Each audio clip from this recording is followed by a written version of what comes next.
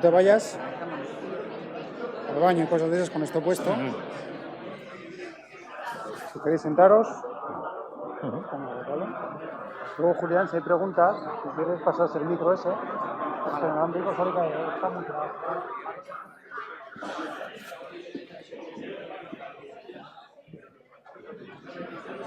Cuéntame un poco cómo esté ahí hasta 5, ¿vale? Vale.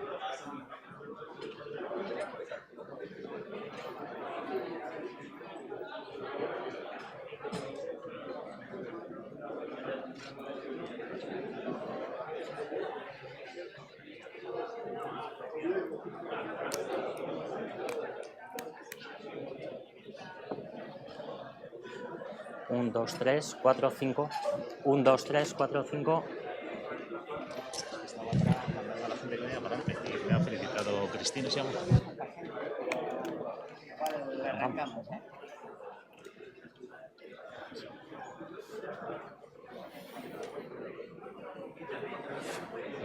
Espera, el pasado.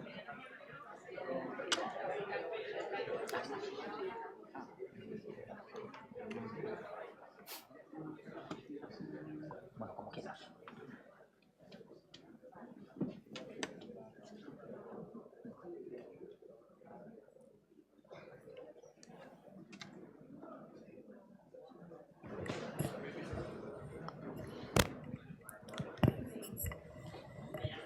Bueno, comenzamos. Arratsaldeon guztioi. Bienvenidos a una nueva conferencia dentro de los encuentros con la empresa que organizamos desde Empresa Instituto A.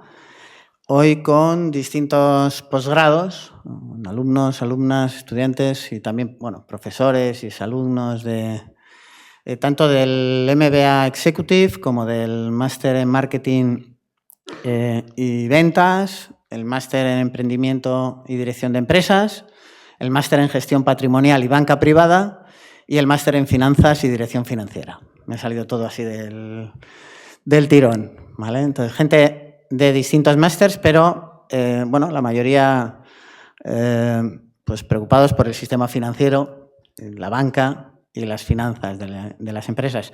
Como sabéis, hoy tenemos el placer de contar con Adolfo Plaza, presidente de Laboral Kutxa. Eskerrik asko, Adolfo, por aceptar nuestra invitación. A vosotros por la invitación. Y, bueno, vamos, como sabéis, este tipo de encuentros, la dinámica es pues una una conferencia de alrededor de 45 minutos y luego abriremos un pequeño espacio para que haya preguntas de debate, ¿vale? Antes de darle la palabra a Adolfo, voy a hacer un resumen de su trayectoria. Supongo que la mayoría le conocéis, pero bueno, pues por poner en contexto. Vale. Adolfo Plaza es licenciado en Administración y Dirección de Empresas y MBA en Dirección Avanzada por la Universidad de Deusto. Su trayectoria profesional ha estado vinculada al mundo cooperativo y financiero, tanto en Euskadi y en Navarra. Sus primeros pasos fueron en Deloitte, una salida profesional bastante habitual, diríamos, en esta facultad también, en Deusto, en funciones de auditoría, donde trabajó en las principales entidades financieras de nuestro entorno, en el mundo de la auditoría en Deloitte. En 2006 se incorpora a la cooperativa Ipar Kutxa con responsabilidad centrada en auditoría interna y control de riesgos. En 2013, como consecuencia de la integración de Ipar Kutxa y Caja Laboral, en la que también forma parte o participa, pasa a desempeñar el cargo de director de operaciones de la cooperativa.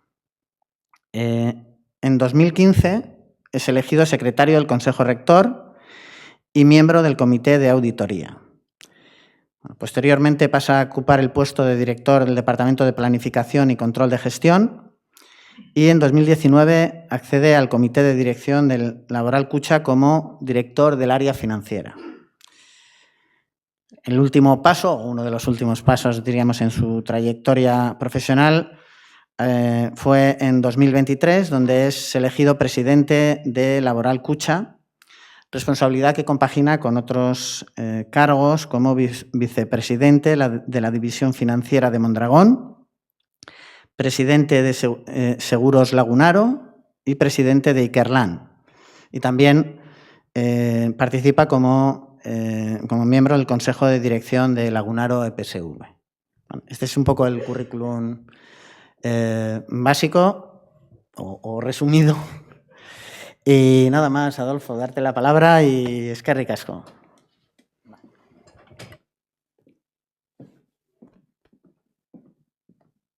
Bueno, pues eskerrik asko guztioi etortzeagatik eta benetan eskerrik asko gonbidapenagatik eta bueno, aurkezpen horregatik baita ere.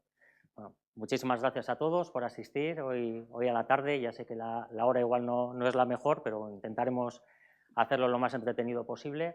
Me imagino que lo dirán todos los que vienen a estas charlas a las 7 menos cuarto. Yo lo voy a intentar de verdad. Bueno, muchas gracias también por la presentación. La verdad es que cuando oyes, ¿no? Por todos los sitios que has ido pasando y en todos los sitios que estás, a veces tampoco te das cuenta, ¿no? De todas las cosas que has hecho a lo largo de estos años. Y bueno, pues repasarlo también hace ilusión, ¿no? Y te hace recordar a los años pasados y luego situarte, ¿no? En todas las responsabilidades que hemos asumido, ¿no? a día de hoy. La idea de hoy es hacer una presentación con estos 4 apartados. En primer lugar, os quiero trasladar qué visión tenemos de la situación macroeconómica en Laboral Kutxa. Creo que enviamos ayer la presentación, hoy a la mañana pues ya ha habido una noticia, ¿no? en relación con el presidente de la FED, es decir, que pues todas las presentaciones últimamente pues se nos van quedando anticuadas casi según las cerramos, pero bueno, intentaremos también adaptar el discurso a las noticias más recientes. Comentaremos también cómo estamos viendo el sector financiero en estos momentos, ¿no? En qué situación está el sector financiero en cuanto a negocio, en cuanto a su fortaleza. Unas pinceladas para, bueno, ya sabéis que Laboral Kutxa es parte de todo el movimiento, ¿no? Toda la experiencia cooperativa de Mondragón, entonces unas pequeñas pinceladas para explicaros qué es Mondragón, qué se hace desde Mondragón y luego ya pues hablaré muy rápido del ayer de Laboral Kutxa, del hoy de Laboral Kutxa y de los retos, ¿no? del futuro, de lo que queremos hacer a partir de ahora. En cuanto al escenario macroeconómico, bueno, hemos intentado resumir en una sola diapositiva cuál es la situación actual y la situación actual es una situación de absoluta incertidumbre. Hay muchísima incertidumbre, la verdad es que cada mañana pues, nos levantamos con una noticia. Hoy, por ejemplo, nos hemos levantado, ¿no? A lo largo de la mañana hemos conocido que ya Trump se ha decidido en relación con quién quiere que sea el próximo presidente de la FED. Hace unas semanas ¿no? nos levantamos también con la noticia de el ataque, ¿no? de Estados Unidos en Venezuela, tenemos también la situación de Irán, la situación de Israel, casi ya ni nos acordamos de lo que está pasando en Ucrania. Entonces, la incertidumbre es brutal en todo el escenario macroeconómico, ¿no? Y luego tenemos a Trump en Estados Unidos, ¿no? desde enero del 25 en la Casa Blanca y toda la guerra arancelaria, ¿no? que ha creado Trump en este año y pocos meses que llevamos, ¿no? Y ahí sí que los primeros meses del año 25 pues se generó muchísima incertidumbre, ¿no? Y el mercado creía lo que iba haciendo Trump, pero la verdad es que últimamente pues esas decisiones que se van adoptando desde Estados Unidos, la sensación es que los mercados cada vez se creen menos lo que se promete que se va a hacer, con lo que bueno, las consecuencias cada vez son más suaves en los mercados. Por eso, a pesar de que hay toda esa incertidumbre, la verdad es que estamos en un momento en que prácticamente todos los analistas coinciden en sus previsiones, tanto de crecimiento como de inflación, ¿no? que son las dos variables que más nos pueden afectar al sector financiero, porque esas dos variables normalmente son las que acaban decantando la balanza en las decisiones de los bancos centrales. En cuanto a la variable de inflación, vamos a presentar ahora unos cuantos datos, ¿no? Tanto de lo que ha pasado en los últimos años como de las previsiones que manejamos en Ipar Kutxa para este año y el próximo, ¿no? La inflación, la verdad, que el Banco Central Europeo ha conseguido controlarla. Ahí tenemos en la serie la inflación desde el año 2023, en la que en Europa estábamos con inflaciones del 5,4. Si hubiésemos echado la serie más atrás, tendríamos inflaciones incluso por encima del 8. Y a diferencia de lo que ha estado pasando en los últimos años, pues la política monetaria que ha aplicado el Banco Central Europeo de subida de tipos ha funcionado. Y han conseguido controlar la inflación, de forma que ya en el 25 se ha cerrado en Europa con una inflación del 2,1%, y las previsiones nos dicen que es probable que se sitúe en ese corredor, ¿no? Entre el 1,8 y 2,2, que al final es el objetivo fundacional del Banco Central Europeo. Es decir, situar la inflación en Europa alrededor del 2%. En el caso de Estados Unidos, pues ahí es más complicado saber qué va a pasar con la inflación, porque puede tener mucha dependencia de lo que se vaya decidiendo en materia de aranceles, ¿no? Al final los aranceles también van a generar inflación en la economía americana, y luego no está tampoco demasiado claro qué va a pasar en relación con los tipos de interés, ¿no?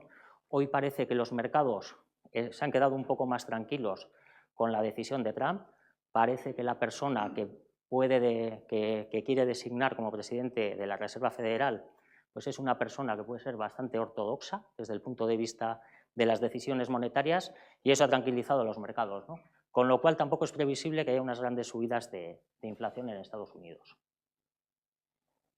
Si miramos lo que es el crecimiento en los últimos años, el crecimiento en Europa ha sido muy decepcionante, ¿no? Y sobre todo ha sido decepcionante porque los países que históricamente han sido locomotora de Europa no lo han sido en los últimos años. Luego veremos y haremos zoom en algunos países, pero como veis, en el 23, en el 24 no se consiguieron crecimientos por encima del 1%.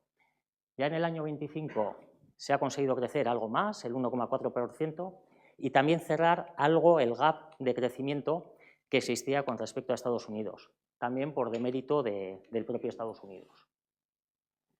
Haciendo zoom en los principales países, ¿no?, de la Unión Europea, lo que podemos ver es que tanto en el 23 como en el 24 Alemania tuvo crecimientos negativos, entró en recesión. A partir del 25 ha conseguido remontar algo, y la verdad es que las expectativas para Alemania son de crecimientos ya pues superiores al 1%, tanto en el año 26 como en el año 27. Esto realmente se ha debido a que han decidido, ¿no?, ha habido un cambio de gobierno en Alemania y ha habido una decisión de cambiar también sus políticas en cuanto a la asunción de deuda por parte del país. Y probablemente ese crecimiento está muy pegado a futuras inversiones, tanto en infraestructuras como en el sector de defensa, el sector militar. En el caso de España, la economía estatal ha tenido crecimientos recurrentemente por encima de los crecimientos que ha tenido Europa. La verdad es que se prevé que esos crecimientos pues se moderen en los próximos años, y aquí la gran duda es ese crecimiento de dónde viene, ¿no? Porque probablemente no está viniendo de la industria, sino que está viniendo del sector servicios, sector que históricamente ha generado puestos de trabajo de peor calidad. Haciendo más zoom en la economía española, lo que podemos decir también es que los crecimientos que va a haber van a permitir seguir bajando el desempleo, ¿no?, el paro. Y es probable que podamos acabar el año 2026 ya en el 10%, y que incluso en el 27 se puedan arañar algunas décimas adicionales al paro, a la tasa de paro en España. En cuanto a la deuda, lo que presentamos ahí es el ratio entre la deuda pública y el PIB. Como veis, sería necesario a día de hoy, ¿no?, a cierre del 25, utilizar todo el PIB que genera el país en un año para poder devolver toda la deuda pública que está en circulación. Los crecimientos que se están logrando, ¿no?, en los últimos años lo que están permitiendo es que ese ratio mejore, y después de muchos años, en el 26 y 27, es probable que nos situemos por debajo de ese 100%, que sigue siendo una barbaridad. O sea, cuando previo a la crisis financiera, ese ratio pues, se podía situar alrededor del 45-50%. Si nos acercamos todavía más, ¿no?, y nos fijamos en el cuadro macro de aquí, de la Comunidad Autónoma Vasca, de Euskadi, pues lo que vemos también es que el 25 se va a acabar con un crecimiento superior al crecimiento de la media del crecimiento medio en Europa, y el 2026 también estaremos por encima de la media europea. Sí que es cierto que la diferente composición, ¿no?, de la economía vasca, en la que la industria, que normalmente en épocas de crecimiento crece menos y en épocas de recesión aguanta mejor, pues lo que hace es que no esté creciendo tanto como la economía española. En cualquier caso, los crecimientos que vamos a tener van a seguir generando empleo, ¿no?, a ritmos del 1,4 este año y del 1,1 en 2026. En cuanto a qué prevemos que hagan los bancos centrales, ¿no?, la verdad que en el caso del Banco Central Europeo no prevemos que hagan demasiados movimientos. Ya los hemos visto antes, ¿no?, que la inflación está controlada, no se prevé que haya un repunte de la inflación en Europa, y entonces es probable que el Banco Central Europeo mantenga tipos. Quizás ya en el 2027 pudiese haber una subida de 1/4 punto, pero durante el año 26 no prevemos ningún tipo de subida. Y en el caso de la FED, pues ahí sí que hay más dudas, ¿no? Había bastantes dudas en función de a quién pusiese Trump en la presidencia. Trump lo que está buscando es que se bajen los tipos, quiere que se bajen los tipos sobre todo porque una de sus promesas electorales era que iba a conseguir bajar los precios, mejorar la capacidad de gasto de la población americana, ¿no?, estadounidense, y realmente no lo está consiguiendo. Entonces, tiene mucho interés en que bajen los tipos, que baje el coste de las hipotecas, que eso genere más empleo y que bajen los precios, ¿no? Pero es algo que no está tan claro que vaya a conseguir, y la decisión de esta mañana probablemente no va en esa línea. Pero bueno, también hay opiniones de todo tipo, ¿no?, entre los analistas.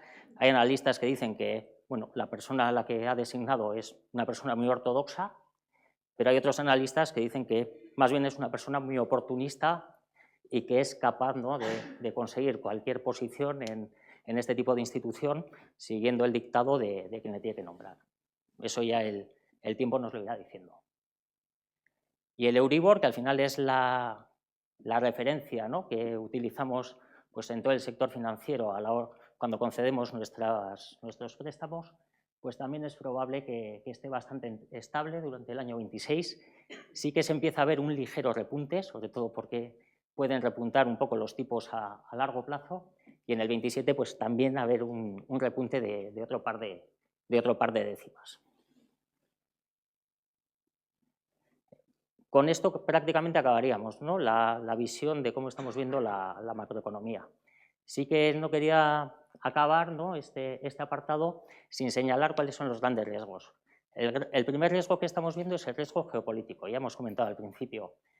Hay riesgos geopolíticos, tenemos en todo el mapamundi, ¿no?, tenemos muchos puntos en los que hay conflictos, tenemos a Trump en la Casa Blanca y toda esta parte geopolítica, ¿no?, cada vez tiene más peso, cada vez genera más incertidumbre, y es un riesgo que incluso a nivel bancario nos están obligando a generar provisiones. Es decir, antes generábamos provisiones pues cuando un préstamo era dudoso, cuando alguien impagaba. Ahora ya el Banco Central Europeo nos está señalando que creemos provisiones por si acaso hay algún evento geopolítico que pueda influir, por ejemplo, en el precio de la energía, y eso pueda hacer pues, que tengamos más impagos de préstamos o que suban los tipos, con lo cual este es uno de los riesgos pues, que está cada vez más señalado por parte de los supervisores. Las restricciones al libre comercio, ¿no?, ya hemos hablado antes también de aranceles, es otro de los riesgos que tenemos en el tablero mundial. Empieza a oírse también cierto ruido en relación, además yo creo que aquí tenemos personas que están en un máster de gestión de patrimonios, ¿no?, gestión de activos. Empieza a haber cierto ruido en la parte de fondos de deuda privada, capital riesgo, ¿no? Empieza a haber dudas también porque se está empezando a detectar que estos fondos, que históricamente lo que hacían era invertir en una empresa, ¿no?, invertían en el capital de una empresa, mejoraban la gestión de la empresa y la vendían, ¿no?, obteniendo una plusvalía. Lo que está pasando en los últimos tiempos es que no están encontrando comprador. Y cada vez hay más fondos de continuación. Es decir, la propia gestora crea otro fondo en el que entran otros inversores y pasa esa empresa de un fondo a otro, ¿no? Eso la verdad es que es un riesgo muy claro porque claro, ahí todo depende de cómo se estén haciendo esas valoraciones, ¿no? Y esas valoraciones no está muy claro pues, si realmente responden a un incremento del valor de la empresa o a una necesidad de esas gestoras por dar salida, ¿no?, a los inversores que han entrado en años anteriores. Y el último riesgo que detectamos es el de la inteligencia artificial. Bueno, como siempre podemos decir que es un riesgo, que es una oportunidad también, pero bueno, en el sector bancario, por ejemplo, la inteligencia artificial también la vemos como un riesgo desde el punto de vista de la capacidad que puede dar a hackers, a personas, ¿no?, a estas empresas. Los hackers ya no son una persona en un garaje, ¿no?, son casi grandes corporaciones, empresas que se dedican profesionalmente a esto. Y claro, la inteligencia artificial pues, les puede dar mucha capacidad de ataque a las entidades financieras. Lógicamente también las entidades financieras pues también podemos utilizar la inteligencia artificial para defendernos, ¿no? Entonces, bueno, ahí va a haber una pelea entre inteligencias artificiales a futuro que esperemos que la sigamos ganando. En relación con la situación del sector financiero, y este sería el segundo bloque ya de la presentación, las previsiones que tenemos de inversión crediticia para 2026 es que sigan creciendo los saldos. Hemos estado bastantes años en los que los saldos de la inversión crediticia no crecían, han ido cayendo prácticamente desde la crisis financiera. En aquel momento se dijo que el país, ¿no?, sobre todo el sector privado, tanto empresas como particulares, estaba sobreendeudado y desde entonces ha habido un ajuste muy importante a los saldos de inversión crediticia en todo el sector financiero. Ya en el año 2024 se le dio la vuelta, ¿no?, fue un punto de inflexión, empezaron a crecer los saldos de inversión crediticia, algo modesto, un 0,76%, pero ya era un punto de inflexión. Y tanto en el 25 como en el 26 ha seguido habiendo crecimientos de inversión crediticia. Y además, si vemos en la parte derecha de la pantalla, estos crecimientos han sido en todos los segmentos, tanto en crédito a la vivienda, en crédito al consumo, como en el crédito a empresas. Y además ha sido un crecimiento sano. Es decir, si vemos las tasas de dudosidad, aquellos préstamos, ¿no?, que impagan o que por razones subjetivas se califican como dudosos, han seguido cayendo año tras año. En 2024 estamos por encima del 3% en el sector financiero y 2026 es probable que lo acabemos en el entorno del 2,5%. Y igual que pasaba con los saldos, que preveíamos que creciesen en todos los segmentos, la dudosidad también prevemos que mejore en todos esos segmentos. Lo que sí que está cambiando es la tipología de inversión crediticia que se está dando, y eso especialmente en la parte de hipotecas. Hemos traído una comparativa sobre cómo se estaba concediendo en el año 2020 las hipotecas y cómo se están concediendo a día de hoy, en 2025.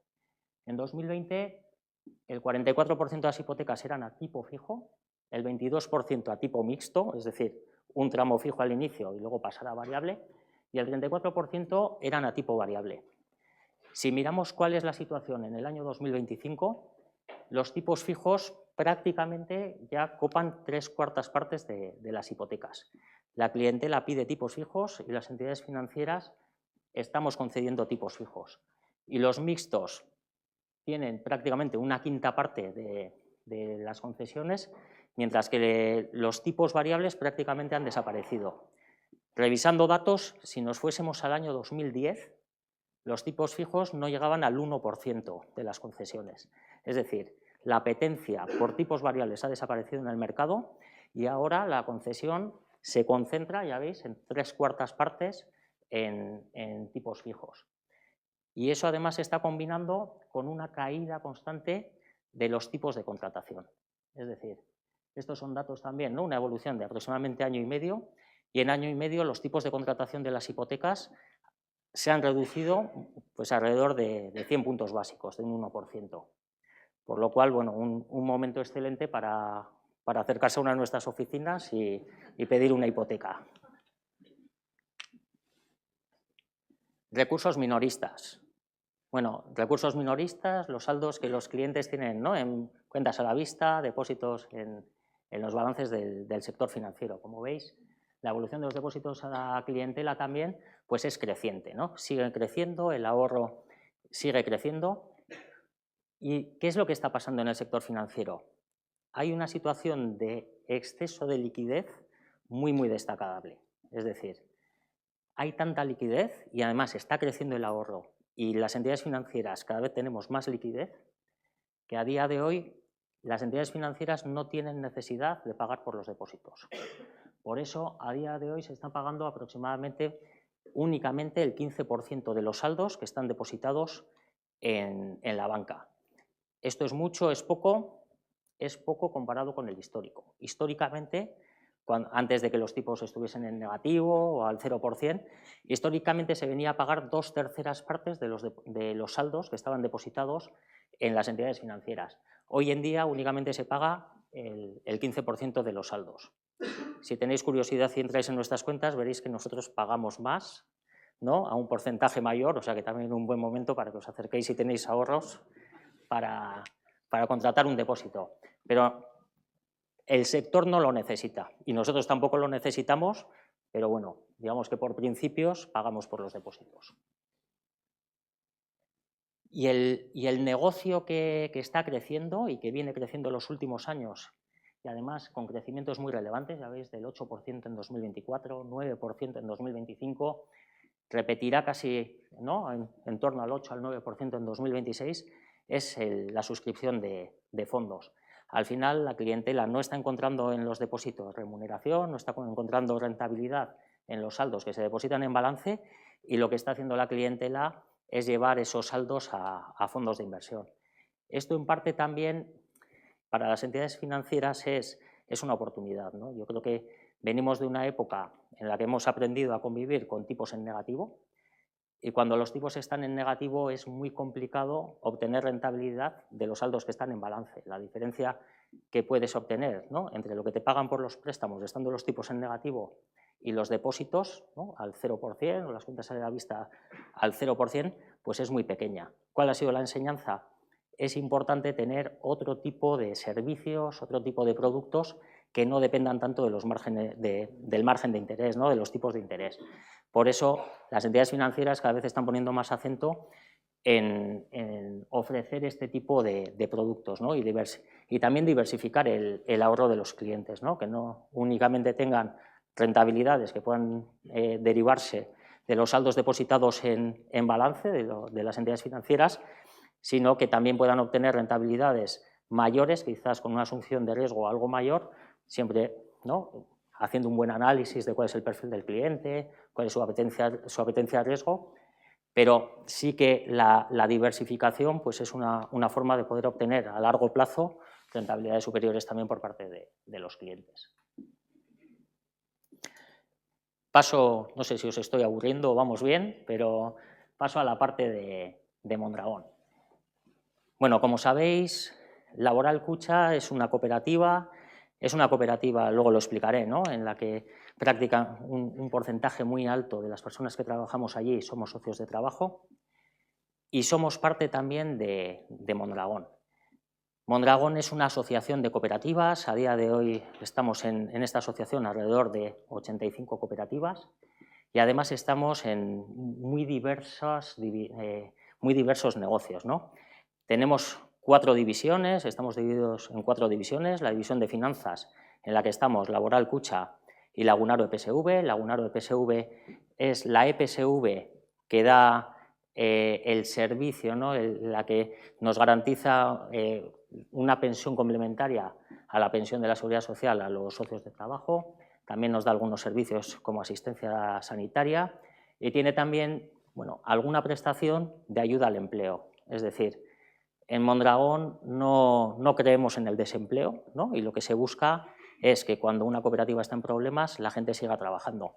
Entonces, a través de fondos que vamos poniendo entre todos los cooperativistas en Lagunaro, cuando hay algún problema en una cooperativa, lo que buscamos es que esas personas puedan reubicarse en el resto de cooperativas y seguir trabajando, ¿no?, con las ayudas que sean necesarias y que digamos, de forma solidaria las financiamos entre todos los cooperativistas. En la parte de industria tenemos a más de 26.000 personas trabajando en las cooperativas de la parte industrial. Estamos prácticamente en todos los sectores del mundo. Bueno, no sé si en YouTube os dedicáis, o igual ya no usáis YouTube y ahora se usan otras aplicaciones, pero en YouTube hay algún vídeo también de Mondragón en el que se explica en qué sectores se trabaja y es bastante interesante, ¿no? Porque se puede ver pues, que prácticamente todos los aviones del mundo llevan piezas fabricadas con maquinaria de Mondragón, prácticamente todos los ferrocarriles del mundo llevan piezas fabricadas por Mondragón. En el mundo del automóvil también un porcentaje altísimo de los automóviles que vemos por la calle llevan piezas fabricadas por Mondragón. Entonces, esta división es muy importante dentro de Mondragón, alcanza ventas por más de 5.000 millones al año y además de esas ventas casi el 75%, 3/4 partes, se hacen en internacional, es decir, tienen absolutamente diversificadas esas ventas. Distribución, aquí sobre todo, bueno, sonará Eroski, ¿no? Es la principal cooperativa dentro de la división de distribución, aunque bueno, tenemos algunas otras cooperativas que se dedican, pues, por ejemplo, a temas de comedores escolares, etcétera. Y luego tenemos la división de conocimiento en la que tenemos centros de formación profesional, una universidad, tenemos también 12 centros de I+D y ahí tenemos a más de 1.900 personas también trabajando en esa división. No voy a repasar todos los puntos de esta diapositiva, pero esto es el plan estratégico de Mondragón para los próximos años. Básicamente hay 4 grandes líneas, pero destacaría que tenemos 2 líneas. Una, crear nuevos negocios. Habréis oído hablar también repetidas veces del informe Draghi, ¿no? Que decía que Europa se está quedando atrás, que Europa se ha quedado muy alejada de los sectores tecnológicos. Bueno, uno de los objetivos es, en aquellos sectores en los que también Mondragón quizás no se ha situado en los últimos años, a hacer el esfuerzo de llegar, crear empleo cooperativo también en esos sectores. Y luego tenemos ese objetivo también de apertura, ¿no? Y en ese objetivo de apertura lo que estamos buscando también es que esos nuevos proyectos igual no los tenemos que hacer en solitario. Hemos trabajado muchas veces las cooperativas en solitario, intercooperando entre nosotras, pero igual también necesitamos relacionarnos más con otro tipo de empresas, ¿no? Que puedan ser complementarias para generar esos nuevos negocios. Mondragón, por si ¿no? Tampoco suele ser muy conocido, pero es el primer empleador a nivel de Euskadi, con más de 30.000 puestos de trabajo. Es el primer empleador en Vizcaya. Es el primer empleador en Guipúzcoa. En Álava únicamente nos superan Mercedes y Michelin, somos los terceros empleadores y somos los quintos si miramos a nivel de todo el Estado. Con lo cual, bueno, a veces se suele comentar, ¿no? Que es el IBEX 35 más 1, ¿no? Y ese más 1 probablemente seamos la suma de todas las cooperativas que estamos en Mondragón. No estamos parados, seguimos creando nuevos proyectos, hemos creado recientemente una cooperativa centrada en ciberseguridad industrial, hemos creado una cooperativa centrada en inteligencia artificial, Inkia, en la que también tenemos una participación laboral Cucha. Hemos creado recientemente también, para entrar en el mundo de las redes eléctricas, otra empresa junto a Arteche, junto a Hermanos Arteche. En julio de 2025 aprobamos construir la Bilbao Vizcaya Digital Factory en Zorrozaurre. Esperamos que para primeros de 2028 podamos estar en Zorrozaurre con nuestros centros tecnológicos allí para poder intercooperar las cooperativas, ¿no? en la generación de innovación y sobre todo también para atraer talento. Es algo que nos interesa mucho. La cuña publicitaria también aquí. Tenemos Mondragón People, ¿no? una web en la que tenemos todas las ofertas de empleo de todas estas cooperativas. La verdad es que cuando entras ves la cantidad de empleo que se está ofreciendo y bueno, uno de los principios también de Mondragón es que el empleo sea de calidad, ¿no? Ahí también están incluidas las ofertas de nuestra propia cooperativa de Laboral Cucha. Y luego dedicamos más de 50 millones de euros al año a ayudar, ¿no? Digamos, a través de los resultados que generamos, dedicamos entre todas las cooperativas más de 50 millones del año a ayudar a entidades, ¿no? A colaborar con otras entidades sociales. Bueno, os voy a explicar brevemente la historia de Laboral Kutxa. Es una historia de más de 65 años, porque fuimos fundados en el 59. Laboral Kutxa nace a partir de la idea de nuestro fundador, que era el párroco de Mondragón. Era una persona que vio que para conseguir que hubiese riqueza en aquella localidad lo que se necesitaba era formar a las personas. Apostó por la formación, creó una escuela profesional, ¿no? Una escuela de aprendices al principio, esa escuela fue creciendo, creó luego una escuela profesional, consiguió fondos para mandar a varios de aquellos estudiantes al extranjero, ¿no? En aquella época, y consiguió que varios estudiantes fuesen al extranjero, que se especializasen, y consiguió que volviesen después para empezar a crear alguna empresa, ¿no? Y de esa forma buscar unas empresas con un componente social, unas empresas que lo que buscaban era generar mucho empleo. Era un momento, ¿no? Era la posguerra, cuando llegó Arizmendiarrieta a Mondragón, y entonces lo que buscó es generar riqueza a través del trabajo. Se empezaron a crear las primeras empresas con las ideas y cómo quería, ¿no? Que fuese el reparto de beneficios de esas empresas, la participación de los trabajadores en las empresas. Cuando fue a dar de alta la primera empresa, le dijeron: lo que estás hablando es una cooperativa. De esa forma se crea la primera cooperativa, Ulgor, la que luego fue Fagor Electrodomésticos, ¿no? Que fue la primera cooperativa, y en esa época pues, empezaron a generarse pues, muchas cooperativas en diferentes poblaciones. ¿Y qué es lo que vio esta persona? Pues que las cosas iban muy bien, se vendía todo, crecían las cooperativas, pero que quizás en el futuro iban a necesitar financiación.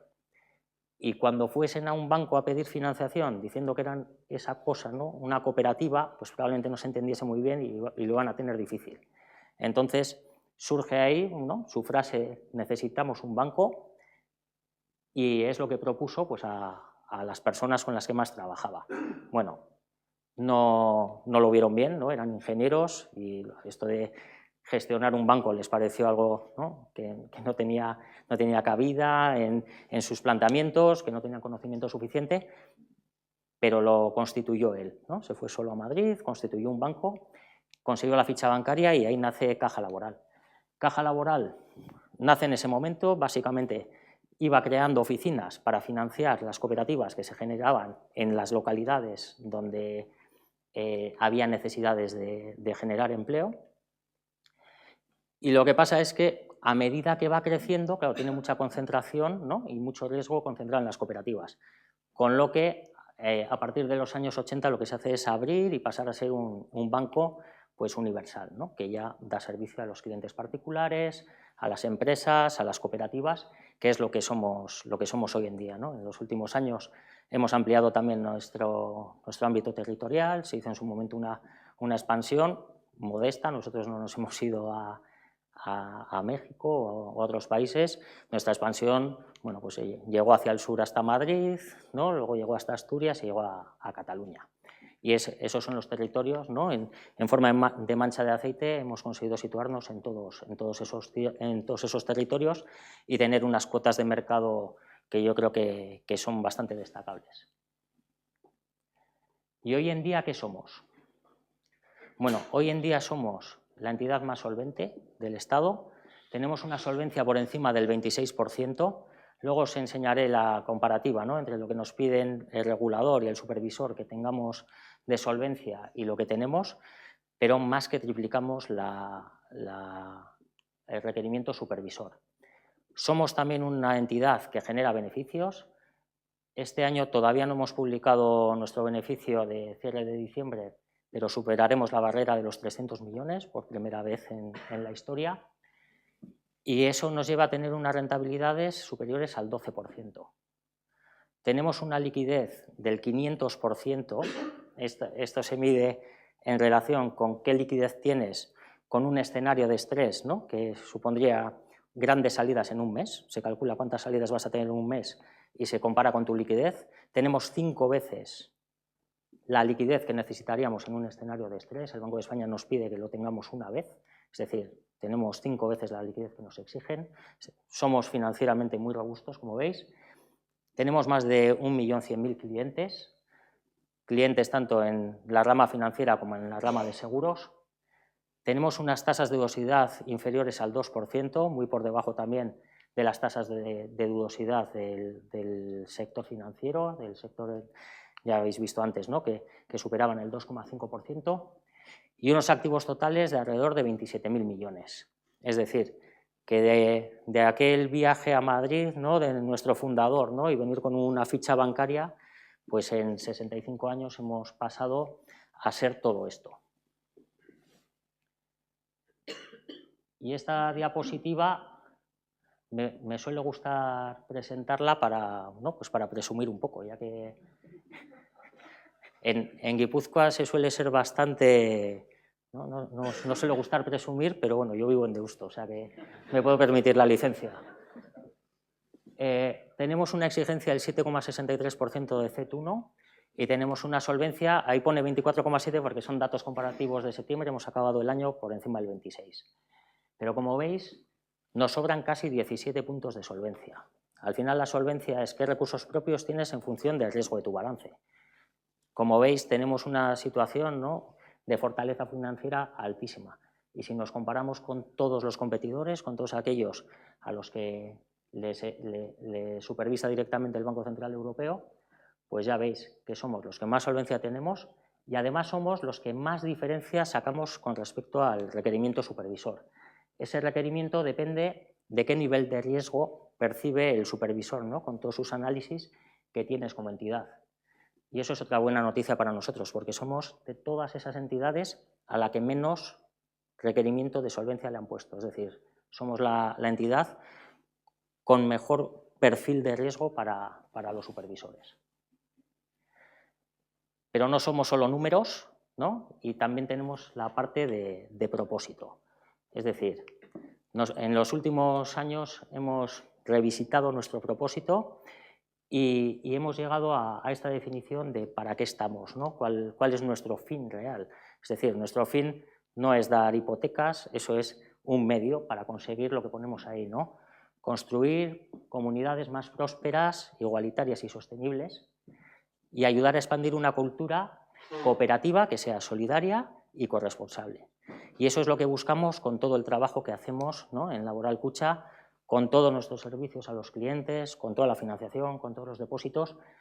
Los beneficios no los obtenemos, ¿no? para dar un pelotazo, para salir en la nota en medios y decir que ganamos mucho, los intentamos conseguir para construir comunidades más prósperas y repartir mejor esa riqueza.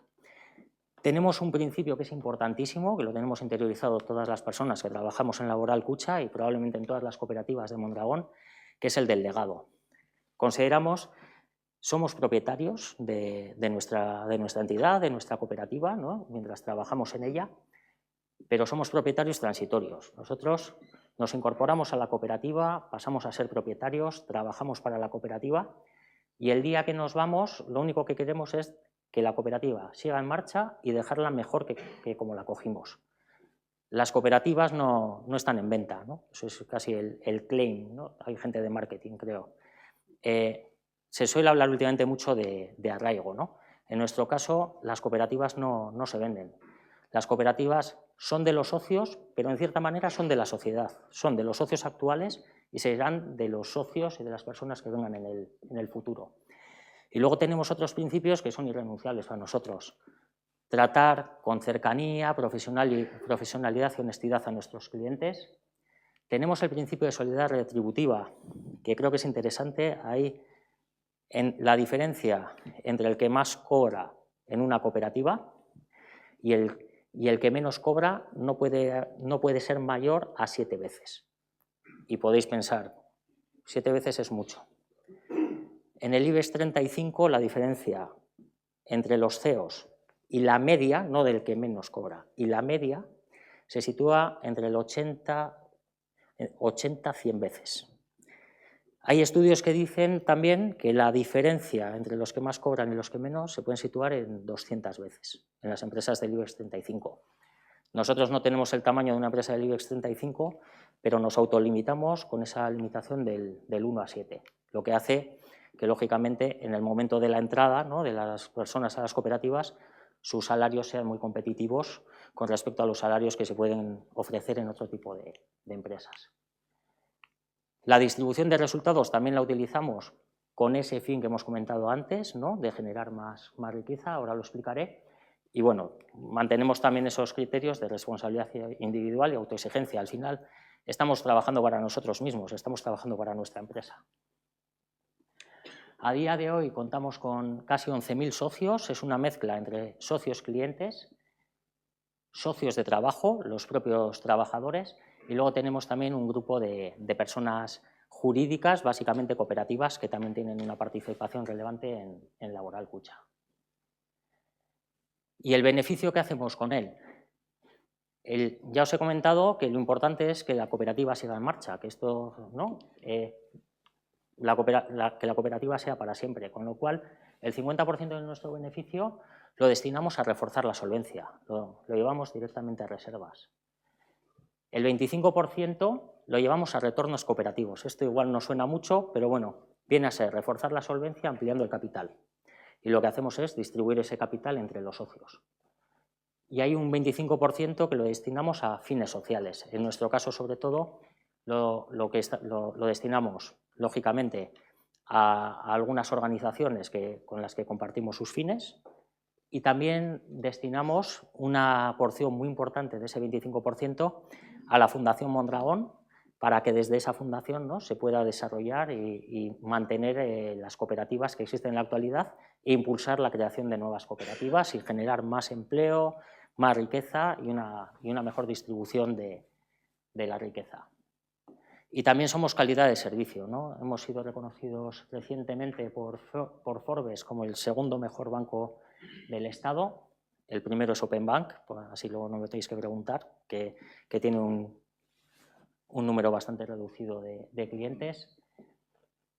ICEA, que son expertos en el mundo de seguros, también nos sitúan como en el primer puesto en satisfacción de cliente en autos.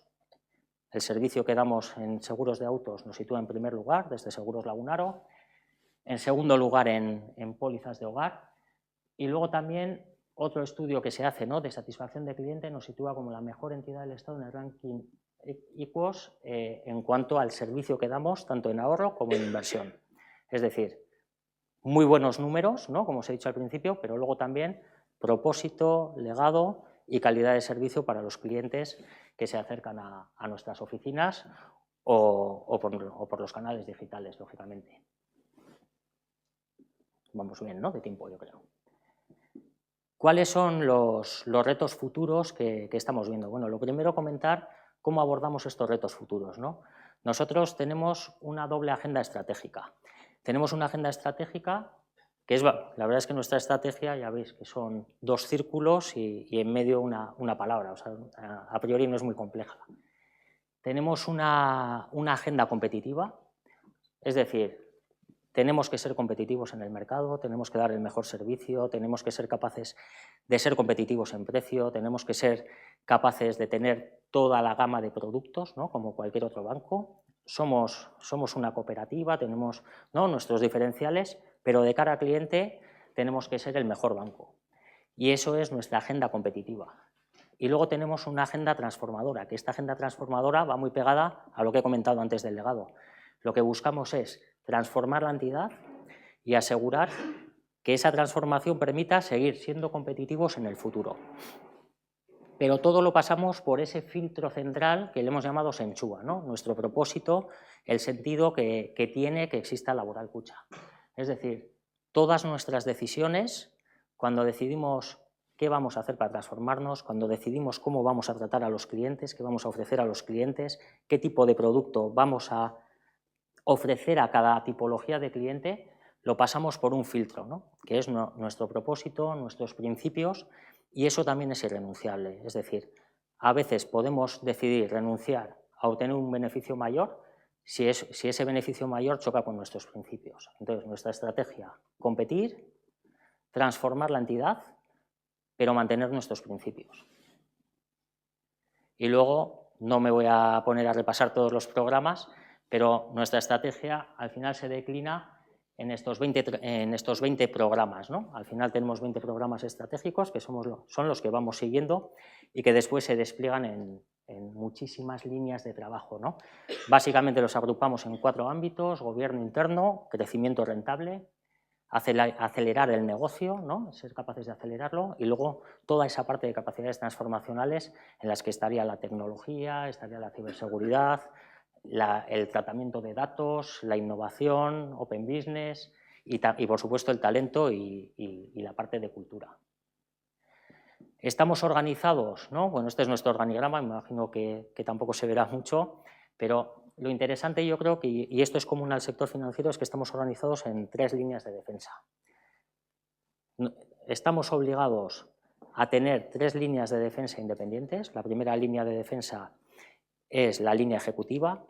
Desde la dirección general, todas las personas que cuelgan de la dirección general, las personas que están en servicios centrales desarrollando productos, llevando la administración, llevando la contabilidad, admitiendo o denegando riesgos, todas las personas que están en oficinas, la parte de seguros, todo eso sería la primera línea, la línea ejecutiva. Tenemos una segunda línea y una tercera línea que ya dependen del Consejo, ¿vale? En nuestro caso se llama Consejo Rector, sería lo asimilable al Consejo de Administración de las sociedades anónimas, y ese Consejo Rector se ha dotado de 4 comisiones, ¿no? Especializadas en diferentes ámbitos.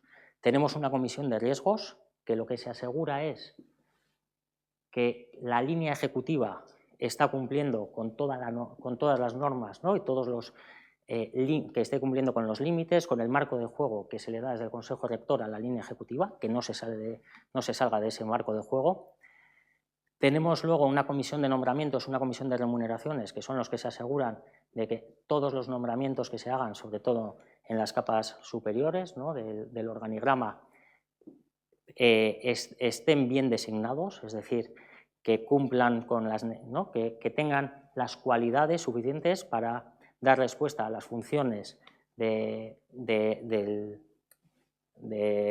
puesto del organigrama que esa persona va a ocupar. Contamos también con una comisión de remuneraciones que vela porque exista equidad dentro de la entidad, ¿no? y que revisa también cuáles son las remuneraciones, tanto fijas como variables, que se fijan. Y luego tenemos un departamento de cumplimiento normativo que se encarga de asegurar que también esa primera línea ejecutiva está cumpliendo con todas las normas externas, en este caso, protección de datos, prevención del blanqueo de capitales, etcétera. Y una tercera línea que es auditoría interna, que se dedica a revisar que la segunda línea haga su trabajo y que la primera línea haga su trabajo bien. Esas son las 3 líneas de defensa, tienen que ser absolutamente independientes, no pueden estar relacionadas entre ellas, y la tercera, digamos, supervisa a la segunda de la primera, la segunda supervisa a la primera. Y esto lo que da es muchísimas garantías de que las cosas se hagan bien, ¿no? Y que no existan desviaciones, que no se estén asumiendo riesgos que no hay que asumir, etc. ¿Cuál es nuestro principal reto en los próximos años? Pues uno de ellos es ser capaces de incrementar nuestra rentabilidad. Además, queremos incrementar nuestra rentabilidad de forma sostenible, que sea poco a poco. No estamos buscando que crezca nuestro resultado de un año a otro en un porcentaje espectacular. Preferimos que crezca todos los años, ¿no? Y que hacer un trabajo pues más de hormiga, ¿no? De poco a poco ir acumulando, ir generando negocio, ir generando relaciones a largo plazo con nuestros clientes y de esa forma generar rentabilidad que sea sostenida, que no caiga, que vaya creciendo poco a poco.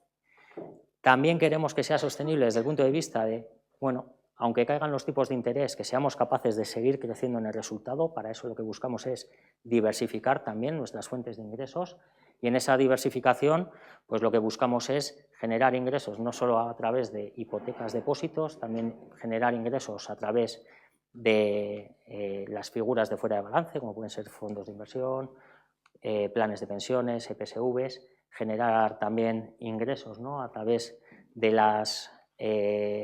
de servicios aseguradores, ¿no? que prestamos con nuestras propias compañías de seguro, que tenemos aquí localizadas en Capuchinos, en Bilbao. También estamos buscando ampliar mercados. Históricamente hemos tenido una presencia muy limitada en Cataluña y hemos tomado la decisión de crecer en Cataluña, llevar allí nuestros servicios. Creemos que tiene buen encaje nuestra oferta de valor en Cataluña, y la verdad es que hemos empezado con esta estrategia hace 2 años y estamos duplicando los objetivos de negocio que nos pusimos en su día. La realidad nos está mostrando que somos capaces de duplicar aquellos objetivos que nos marcamos hace un par de años. También queremos esa liquidez excedentaria que tenemos, pues que sea rentable, ¿no? Invirtiendo en figuras diferentes, y también nos estamos fijando en no dedicarnos solo a particulares y empresas, pues que ha sido en lo que hemos trabajado históricamente, sino ir igual también a negocios más especializados, como pueden ser todos los negocios de renting, leasing, factoring, el negocio promotor, el negocio agro, bueno, pues negocios igual más de nicho, pero que entendemos que también tenemos que estar presentes. Dentro de esa agenda competitiva, pues tenemos marcado, digamos, con mayúsculas ese aumento de nuestra presencia en Cataluña. Es uno de los grandes retos que tenemos en los próximos ejercicios.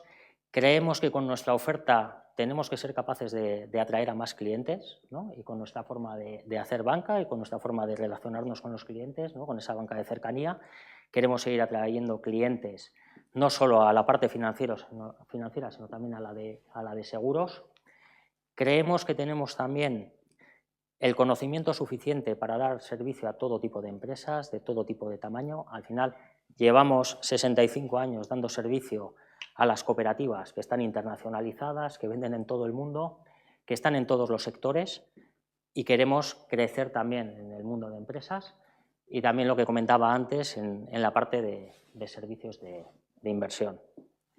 Tenemos, por otra parte, un reto mayúsculo en la parte de transformar. En la parte de transformar tenemos que desarrollar más tecnología. La tecnología va a ser un factor clave, prácticamente un factor de supervivencia en el futuro. Tenemos también que ser capaces de mejorar la calidad del dato que existe, ¿no? A nivel del sector financiero a veces la calidad del dato no es la mejor, tenemos que mejorar la calidad del dato y luego ser capaces de generar valor a partir de esos datos para poder ofrecer a los clientes, ¿no? De forma más personalizada lo que realmente demandan, ¿no? El casi ser capaces de adelantarnos a lo que el cliente demanda o lo que nos va a demandar. Y luego, lo he comentado antes, pero va a ser absolutamente clave también la ciberseguridad, ¿no? La parte de ciberseguridad pues es un tema de ser o no ser, ¿no? En el futuro. Entonces, aquí toda inversión que hagamos pues probablemente sea poca. Suelen preguntar, ¿no? ¿Soléis tener ataques? Bueno, todos los días. O sea, todos los días una entidad financiera es atacada centenares de veces, y la buena noticia es saber que te están atacando. Es decir, si alguien nos responde alguna vez a la pregunta, os atacan y os dicen que no, pues igual la recomendación es que invierta más en ciberseguridad para ser capaz de detectar. En cualquier caso, este es uno de esos temas en los que no es bueno sacar pecho, porque probablemente nadie esté libre de tener algún día algún pequeño susto. En la parte de transformar también estamos poniendo el acento en talento.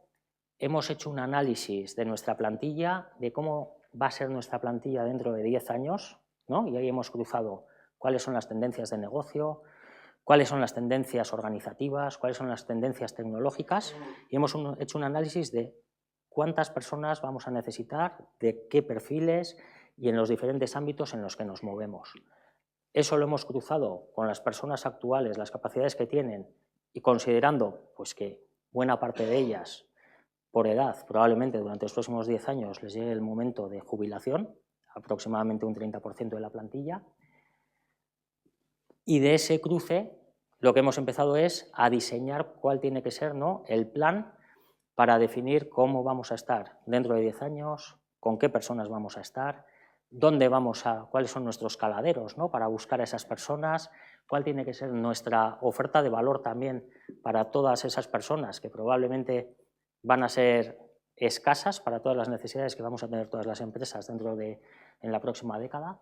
Entonces, bueno, estamos trabajando mucho en demostrar, ¿no?, e intentar ser atractivos también pues, para todas las personas que de aquí a dentro de 10 años van a estar en el mercado y van a estar buscando su primer, su segundo, su tercer trabajo, ¿no? Pero que puedan encontrar, ¿no?, en nuestro proyecto pues, su puesto definitivo, ¿no? Hemos definido planes de sucesión teniendo en cuenta esas salidas, sobre todo en los puestos clave. Para todos los puestos clave tenemos candidatos para cubrir esos puestos, por si hay salidas, por si hay imprevistos.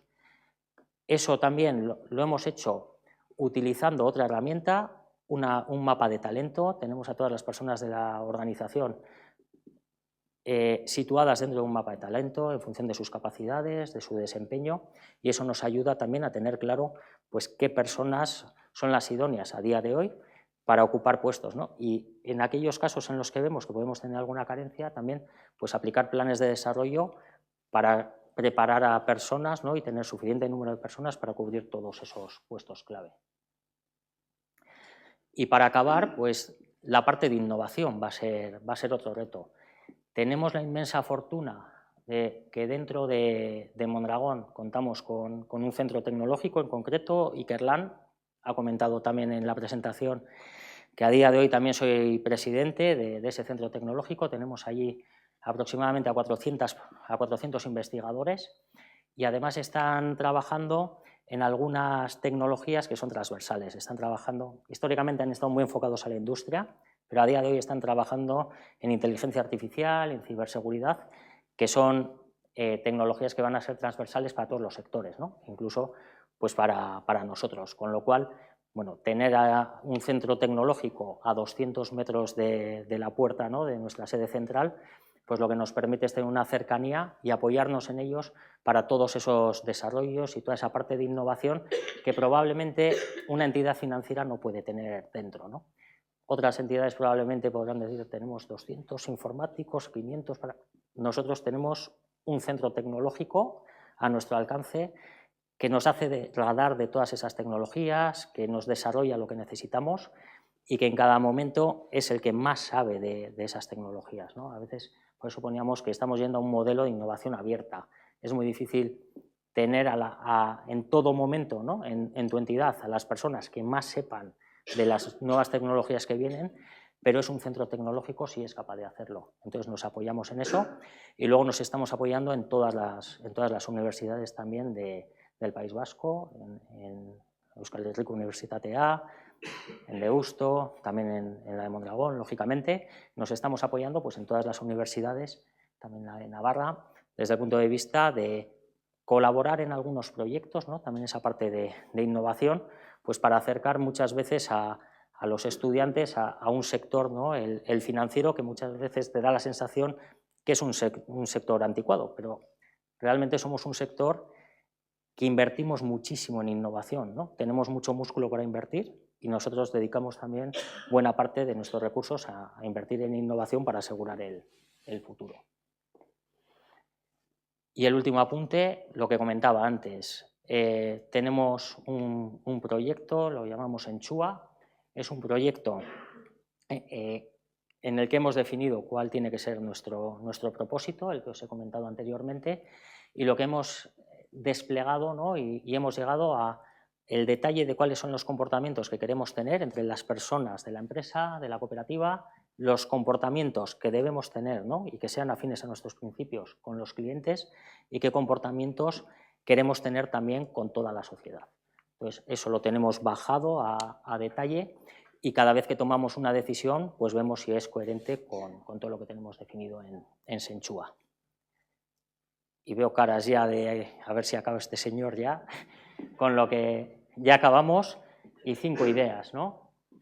Ya os he comentado, somos muy solventes, nos sobra liquidez, tenemos una calidad de servicio muy alta comparando con el mercado, tenemos capacidad de crecer y queremos crecer.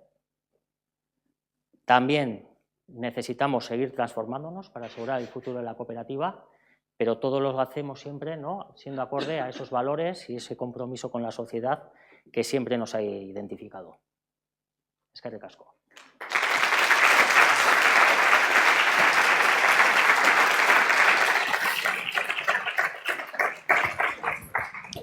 Es que ricasco, Adolfo. Bueno, abrimos ahora un turno de preguntas. Levantad la mano, por favor, si tenéis alguna duda, alguna pregunta, alguna curiosidad. Y bueno, si no, igual rompo yo el hielo con una pregunta. Has comentado un poco que tenéis como dentro de vuestro plan estratégico, pues Cataluña un poco como dentro del plan de expansión, ¿no?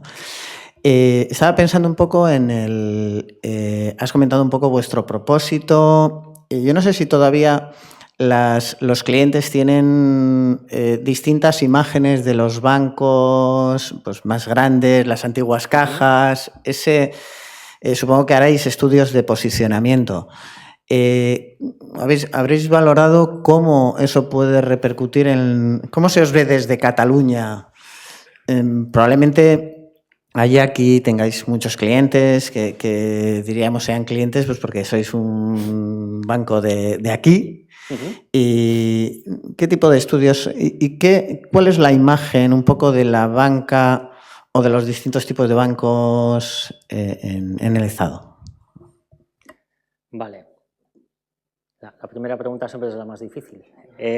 No, bueno, a ver, yo creo que la imagen de la banca pues probablemente salió bastante dañada de la última crisis financiera.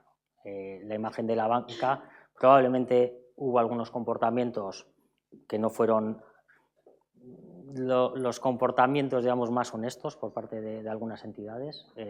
En nuestro caso, yo creo que, bueno, hemos conseguido mantener la confianza de nuestros clientes durante este periodo, y la imagen del sector financiero yo creo que en los últimos años va mejorando, ¿no? La verdad es que comentábamos antes que últimamente la verdad que se me acerca bastante cliente para decirme qué bien nos tratáis, qué bien funciona esto, y eso yo creo que hace 8 o 10 años pues no se te acercaba a nadie, ¿no? Casi no decías que trabajabas en banca.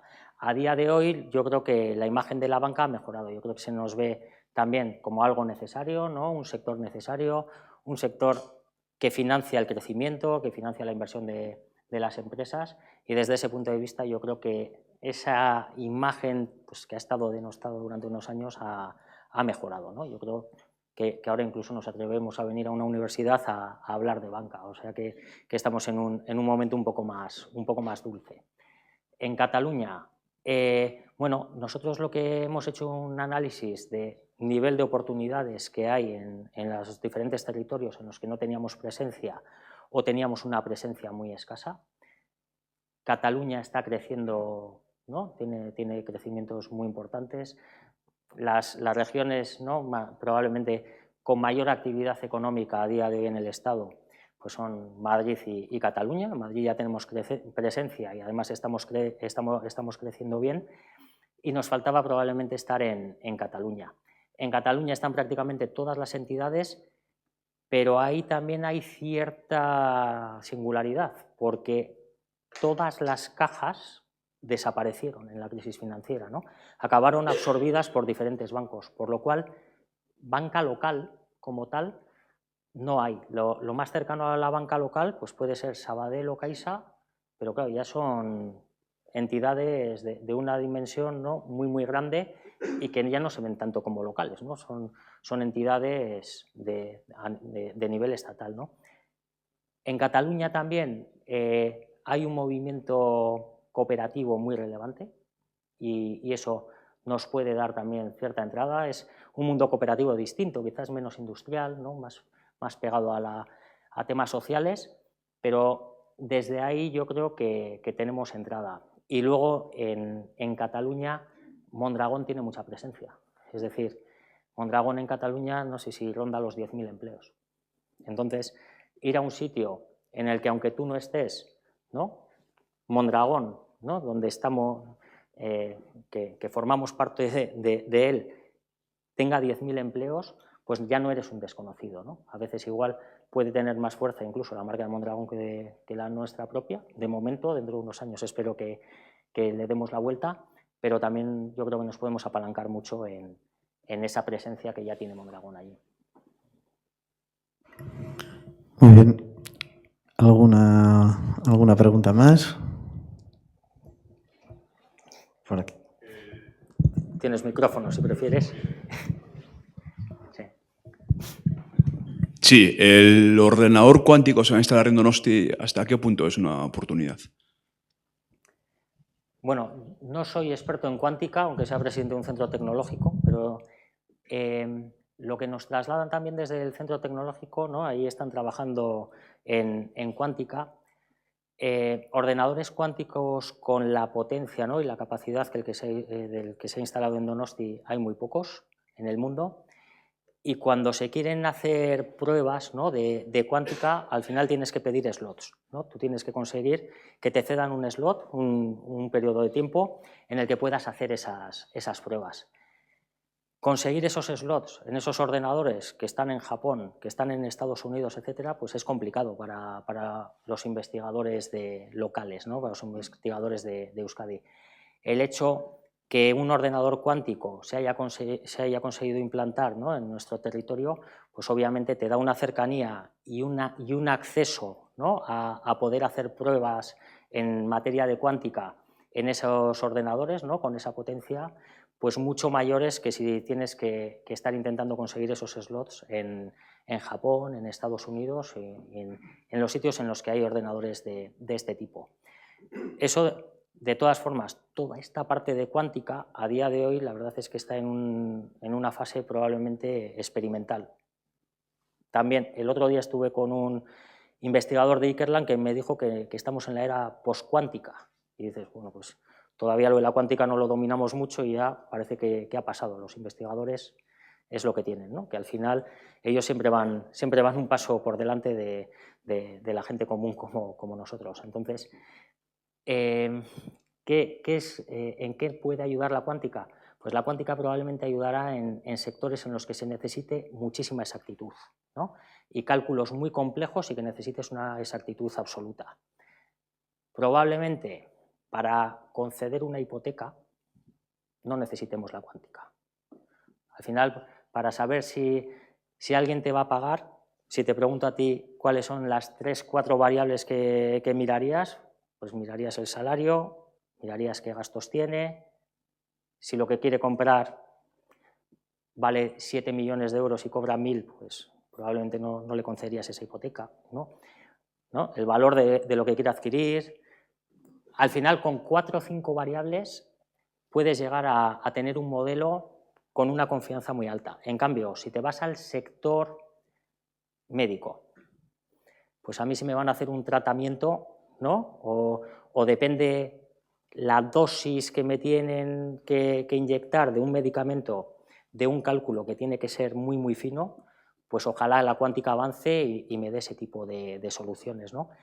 En banca, donde se está viendo que puede la cuántica tener bastante desarrollo, es más en la parte probablemente de análisis de mercados, ¿no? Intentando analizar muchas variables, no solo al final también para saber qué pasa con los mercados, pues como, ¿no? una decisión en Estados Unidos acaba tocando un mercado que está en la otra punta del mundo, pues cuantas más variables seas capaz de manejar a la vez, y eso te lo da la inteligencia artificial y la cuántica todavía más, pues ahí sí que vas a tener probablemente resultados que tengan valor, ¿no?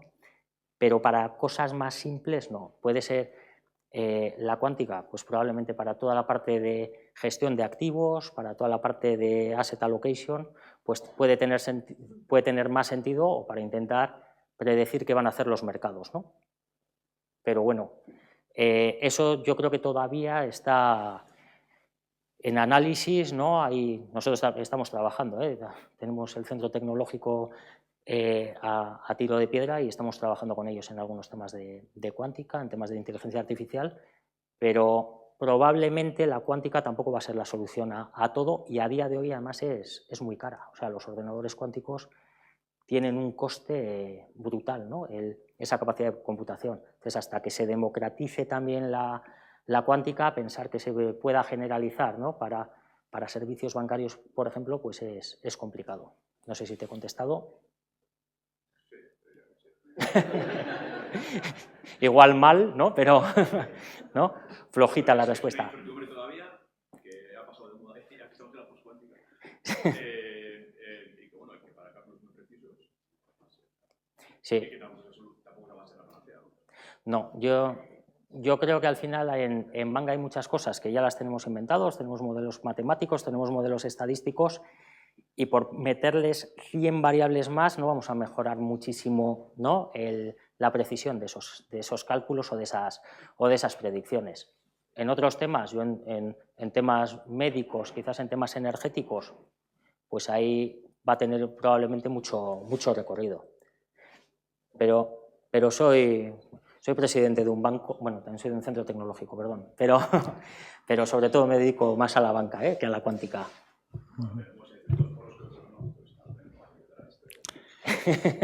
Sí, nos comentan las preguntas mejor con micro, porque si no en casa bueno, no, claro, no se oye. Había por ahí atrás una pregunta, creo. Domingo, atrás estaba... Bueno, por orden, y luego preguntas. Hola, hoy TUBOF Reunidos ha anunciado un ERE y bueno, tengo dos preguntas. La primera es, ¿qué nivel de exposición tiene Caja Laboral con respecto a la deuda que tienen? Y si desde un punto de vista ético estáis dispuestos a flexibilizar las condiciones de la deuda para mantener el nivel de empleo.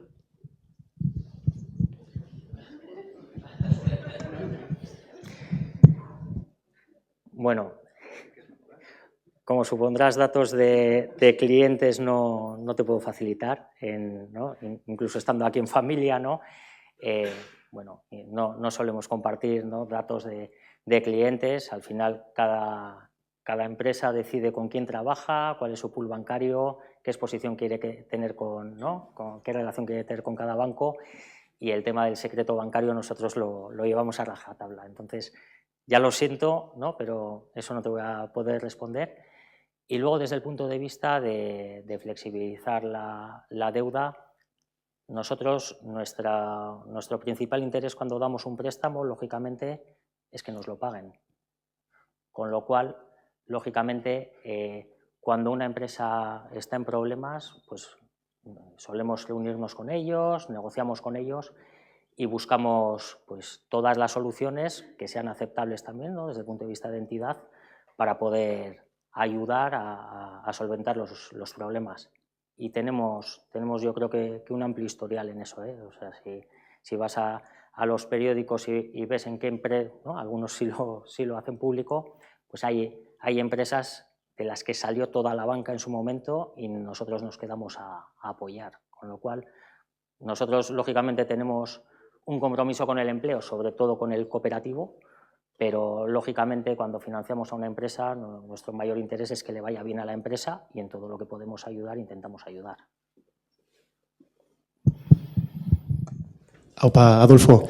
Lehenik eta behin eskerrik asko hitzaldiagatik, y mi pregunta iba relacionada con cómo afecta a Lagunaro como fondo de previsión social y de pensiones del Grupo Mondragón la jubilación de los baby boomers, que en un estadio de inflación donde las pensiones se revalorizan al IPC o a lo que sea, la pregunta es, ¿un jubilado del Grupo Mondragón pierde poder adquisitivo frente a un jubilado que le paga la seguridad social? Buena pregunta también. Vale, bueno, la verdad es que nuestro sistema, ¿no?, de pensiones es un poco diferente. El sistema de pensiones de la seguridad social, ya sabéis que se basa en que con las aportaciones de los cotizantes actuales se pagan las pensiones de los pensionistas actuales. En nuestro caso lo que se hace es, con nuestras cotizaciones, ¿no?, a lo largo de toda nuestra vida laboral, pues se va generando unos derechos. Nosotros lo que hacemos es invertir todo ese fondo patrimonial que tiene Lagunaro PSV, a día de hoy rondará los 7.500 millones de euros, y se invierte ese fondo patrimonial para asegurar, ¿no?, buscando como objetivo que la rentabilidad que se obtiene de esas inversiones cubran el incremento de los derechos derivados bueno, de la parte, digamos, más técnica, ¿no? De la parte actuarial, pero también de la inflación, ¿no? Entonces, invertimos para cubrir esa posible subida de la inflación. Con lo cual, en principio, los pensionistas de Lagunaro, con las inversiones que realizamos, tienen, no garantizado, ¿no? Pero sí lo que se consigue es que las pensiones también se puedan ir revalorizando igual que las de la Seguridad Social al ritmo de la inflación. En cualquier caso, nosotros también ahí lo que tenemos es un principio que lo importante también es el colectivo. O sea, en el mundo cooperativo es más importante el colectivo que las personas individuales desde ese punto de vista. Entonces, si algún año no se obtienen las rentabilidades necesarias y se cayese la solvencia, ¿no? Para poder cubrir toda esa actualización, pues tenemos mecanismos de ajuste, ¿no? y de no actualización, pero siempre también con el compromiso de, bueno, en los siguientes años, cuando consigamos las rentabilidades necesarias, recuperar. Entonces ha habido momentos en los que nuestros derechos futuros o las pensiones no se han actualizado al ritmo de la inflación, pero a día de hoy, digamos, estamos al día. Hemos recuperado en los últimos años, pues, parte del ajuste que se tuvo que hacer cuando las inflaciones se situaron por encima del 8.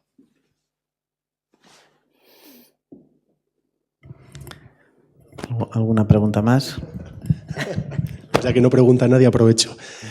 A ver, ahora hay un run otra vez del tema crisis, ¿no? Que puede ser un poco diferente a la del 2008, que igual fue una crisis deflacionaria, ahora igual está inflacionaria, con inflaciones potentes. Los datos que has puesto me han parecido un poco optimistas. Además, las bolsas europeas en máximos, el oro en $5.000, una pasada. Igual el SP500 con Nvidia así un poco burbuja. Ya no sé ni cuál era la pregunta. ¿Qué situación ves tú a futuro? Nosotros, digamos, por ejemplo, en el tema de posicionarse aquí también públicamente y decir si hay burbuja o no hay burbuja es complicado, porque luego, además, veo que están grabando y como me equivoque dentro de unos años igual me lo sacan. Entonces, yo que oigo a los analistas, ¿vale? Hay opiniones igual un poco diversas en cuanto a la burbuja de la inteligencia artificial. Hay una parte que lo que traslada es que las valoraciones de hoy en día de esas empresas de inteligencia artificial, teniendo en cuenta los beneficios que están obteniendo, son valoraciones que están muy, muy lejos de aquellas valoraciones que tuvieron las .com en su día. Es decir, las .com prácticamente con crear una empresa que tuviese cualquier nombre .com, se disparaba la valoración. A día de hoy, ¿no? Todas estas empresas de inteligencia artificial, en principio, detrás parece que sí hay algo, ¿no? Hay tecnología y además también estamos viendo que es una tecnología que se está utilizando. Leí el otro día también un informe que decía que alrededor del 45% de las empresas por el momento no han sacado ningún rendimiento a sus pruebas con inteligencia artificial. Nosotros estamos en el otro 55%, pero el 45% decían que no habían conseguido nada. El 25% creo que habían conseguido reducir gastos y el resto sí que habían conseguido aumentar ingresos. El gran riesgo que se está viendo en el mundo de la inteligencia artificial es que las grandes corporaciones americanas, ¿no? Que son las que también tienen esas valoraciones, tienen mucha interrelación entre ellas y además hay mucho cruce, ¿no? También en cuanto a participaciones entre ellas. Y luego también hay una gran relación comercial, con lo cual el gran riesgo que puede haber es que una afloje y ahí puede haber cierto efecto dominó. También es cierto que a día de hoy se entiende que la inteligencia artificial puede seguir desarrollándose y que probablemente en el futuro va a ser muy rentable estar en ese sector de la inteligencia artificial, con lo cual las valoraciones puede ser que respondan a unas proyecciones futuras pues de beneficios reales. Pero también te digo que yo tuve un profesor en la universidad que justificó el precio de Terra. Entonces, ¿no? Y en aquel momento seguro que tenía justificación, pero bueno, luego sabemos cómo acabó Terra, ¿no? Entonces, bueno, pues igual dentro de un par de años decís que vino aquí el presidente de Laboral Kutxa y dijo que estaba bastante bien soportadas las valoraciones, ¿no? Bueno, pues no he dicho eso, he dicho eso y lo contrario, por si acaso. Bueno, Muy bien. No sé si hay alguna última pregunta. ¿No? Bueno, pues entonces igual damos por finalizada la conferencia. Antes de despedirnos, sí que queríamos tener un pequeño detalle, que es tradicional para la gente, los conferenciantes del máster, y es regalar el pin de nuestra universidad con el lema Emalta Sabal Sasu. Así que... Eskerrik asko.